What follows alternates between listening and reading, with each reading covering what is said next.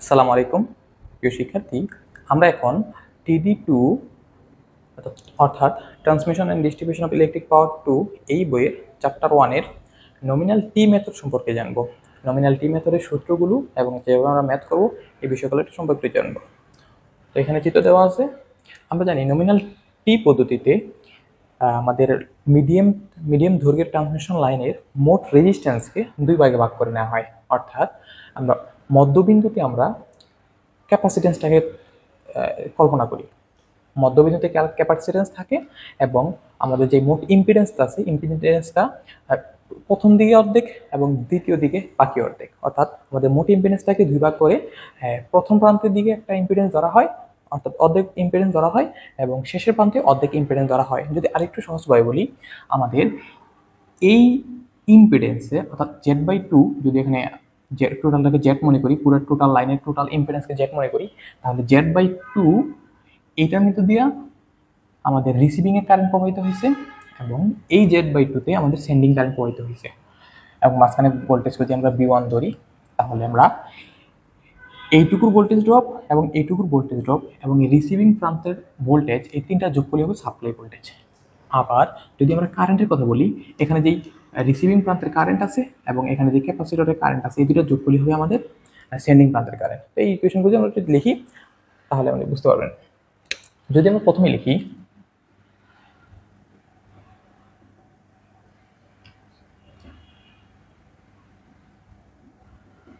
Receiving current আছে আমাদের IR, এটাকে লেখা যায়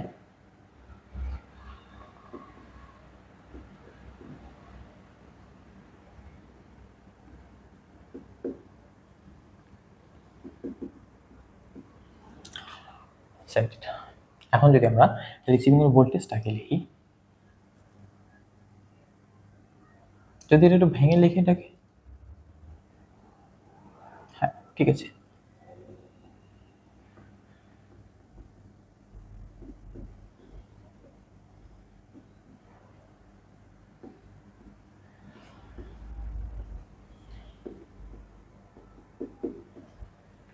আমরা রিসিভিং প্রান্তে ভোল্টেজটাকে আমরা রেফারেন্স ধরে নিয়েছি, অর্থাৎ আর যে উলম্ব অংশ সেটা শূন্য অথবা কনিক ডিস্টেন্স শূন্য ধরা হয়েছে। এখন যদি আমরা এই ভোল্টেজ ড্রপটুকু বের করি, অর্থাৎ আমি যদি এই ভোল্টেজ ড্রপটুকু বের করি, তাহলে আমি লিখতে পারি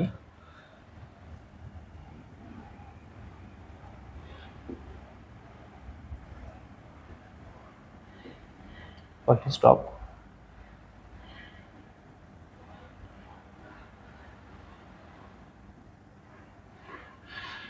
ওয়ান, আমি এই অংশটুকে বি ড্রপ ওয়ান ধরলাম। তাহলে এখানে আমি লিখতে পারি IR গুণন হচ্ছে আমাদের যেই resistance by 2 plus j of XL/2। আশা করি বুঝতে পারছেন, আমরা এই ইম্পিডেন্স এবং এই কারেন্টের গুণফলকে লিখছি। এখন তাহলে এই কারেন্টটাকে আমরা এভাবে লিখে দিতে পারি IR cos θ minus j of sin θ, এর সাথে গুণ হবে R/2 plus j of XL/2। এই হলো আমাদের সেই ভোল্টেজ ড্রপ। এখন এই ভোল্টেজ ড্রপের সাথে যদি আমরা V1 কে যোগ করি, তাহলে পাবো হচ্ছে BR কে যোগ করি, তাহলে পাবো B1। অর্থাৎ V1 ইকুয়াল টু BR যদি প্লাস জি অফ 0 এর সাথে যোগ দিব, এটা হচ্ছে সেই রিসিভিং প্রান্তে ভোল্টেজ, তার সাথে এই ড্রপটা যদি যোগ করি IR cos θ minus j of sin θ, তার সাথে যদি গুণ করি R/2 plus j of XL/2। এই ভোল্টেজ ড্রপ এবং এই রিসিভিং প্রান্তের কারেন্ট, এই দুইটার যোগফলই হচ্ছে আমাদের V1। এখন যদি আমরা এই ক্যাপাসিটরের মধ্যে দিয়ে প্রবাহিত কারেন্টের মান বের করি, যেহেতু আমরা ক্যাপাসিটরের আরআরই ভোল্টেজ পেয়ে গেছি V1, অর্থাৎ V1 ডিভাইড বাই ওই ক্যাপাসিটরের রিঅ্যাকট্যান্স, অর্থাৎ ক্যাপাসিটিভ রিঅ্যাকট্যান্সের মান দ্বারা ভাগ করলে আমরা কারেন্ট পেয়ে যাব। যদি আমরা লিখি IC1 capacitor current,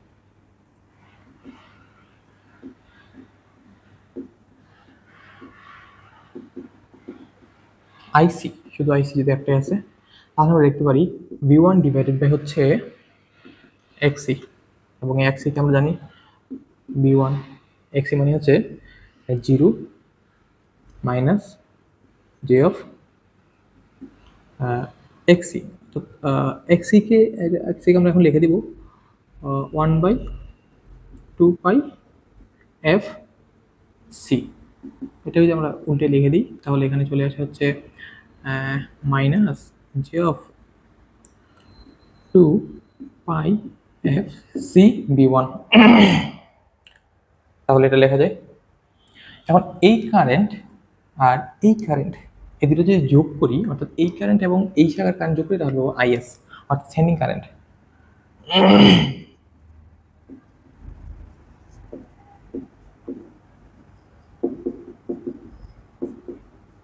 sending current সমান হচ্ছে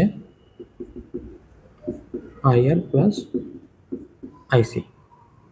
এটা যদি আমরা লিখি, ডিটেলস লিখি এভাবে বড় করে, IR cos theta minus j of sine theta, তার সাথে minus j of 2 pi f c V1।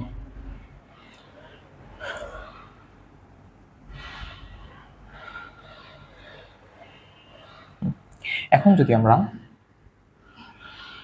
এটাকে একটু গুছিয়ে লিখতে চাই, এটাকে চাইলে এরকম লিখতে পারি,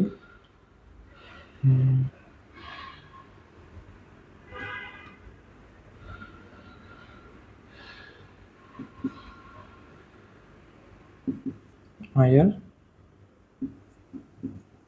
cos থিটা মাইনাস কমন নেই, এখানে থাকে হচ্ছে জে অফ দুই জায়গায় আছে, তাহলে এখানে লিখতে পারি IR sine theta plus j of 2 pi f c V1। এটাই হলো মূলত আমাদের আইএস, সেন্ডিং পাম্পের কারেন্ট। যদি সেন্ডিং এর ভোল্টেজ হিসাব করতে চাই তাহলে আমাকে এই ভোল্টেজ ড্রপটা বের করতে হবে। এখন আমি যদি ভোল্টেজ ড্রপ একটা বের করছিলাম আমরা, এখন যদি ভোল্টেজ ড্রপ 2 করি,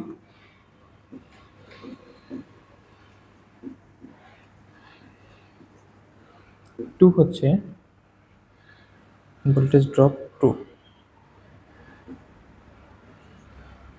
অর্থাৎ ড্রপ 2। এটাকে যদি আমরা লিখতে চাই, লিখতে পারি আইএস R/2 প্লাস যোগ XL/2, অর্থাৎ এই হচ্ছে সেন্ডিং এর কারেন্ট এবং এইখানে এখানে রেজিস্ট্যান্স বা ইম্পিডেন্স। তো এটাকে যদি করি, এইটার মান যদি বসিয়ে দিই, এখন এই কারেন্ট সেন্ডিং এর কারেন্টের মান যদি বসিয়ে দিই এটা, তাহলে আমরা পেয়ে যাব হচ্ছে আইএস, সরি আইআর, এটা IR cos theta minus j of IR sine theta plus j of 2 f c V1। এই হলো আমাদের ভোল্টেজ ড্রপ, অর্থাৎ ভোল্টেজ ড্রপ। এখন এই ভোল্টেজ ড্রপকে যদি আমরা V1 এর সাথে যোগ করি তাহলে সেন্ডিং এর ভোল্টেজ পেয়ে যাবো, অথবা এই ভোল্টেজ ড্রপ প্লাস রিসিভিং এর ভোল্টেজ, তাহলে আমরা ভোল্টেজটা পাবো। তারপর যদি এখন লিখি সেন্ডিং ভোল্টেজ,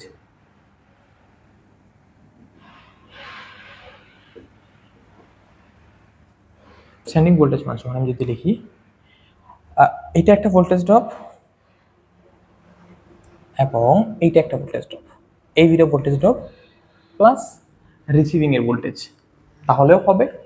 অথবা আমরা যে V1 বের করছিলাম, এই V1 প্লাস, অর্থাৎ এই V1, অর্থাৎ এটা সহ একসাথে যোগ করে ফেললাম সাথে এই ভোল্টেজ ড্রপ।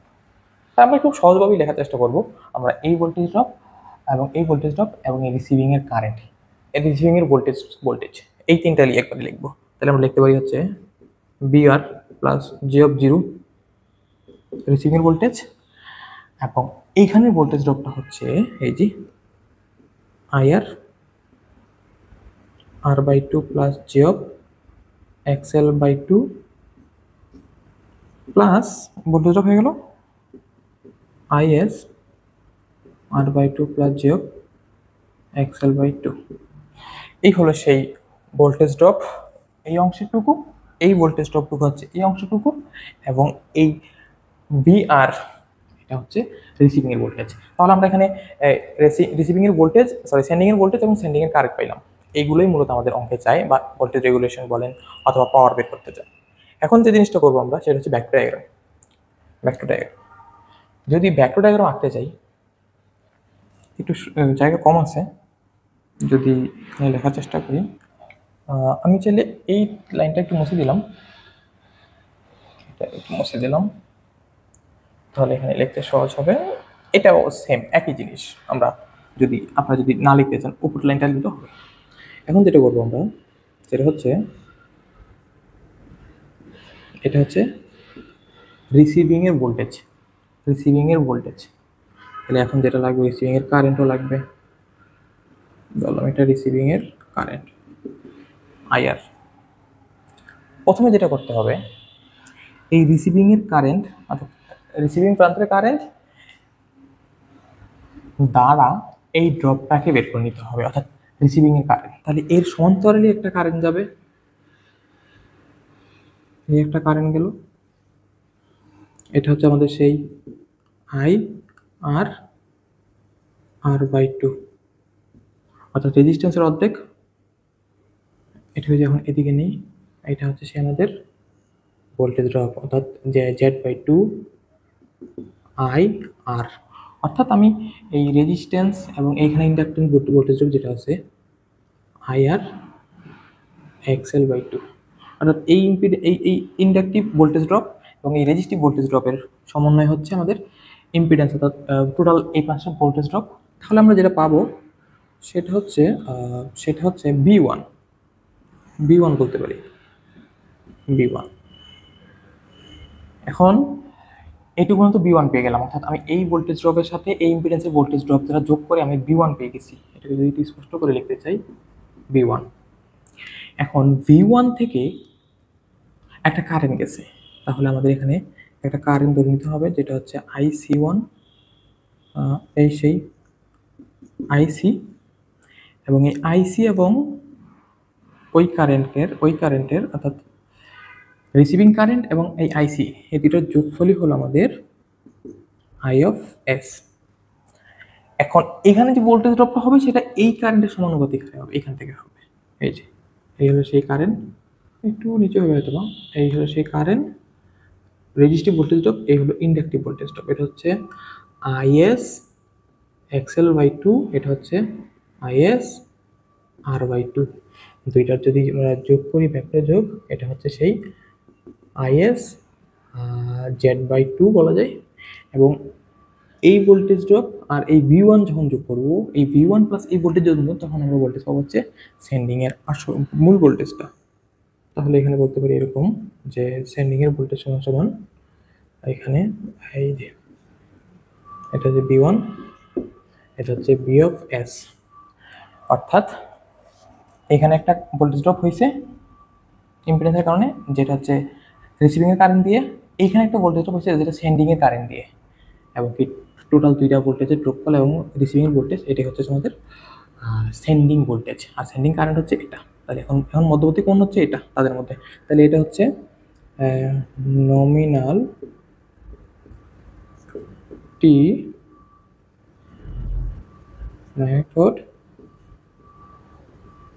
ভেক্টর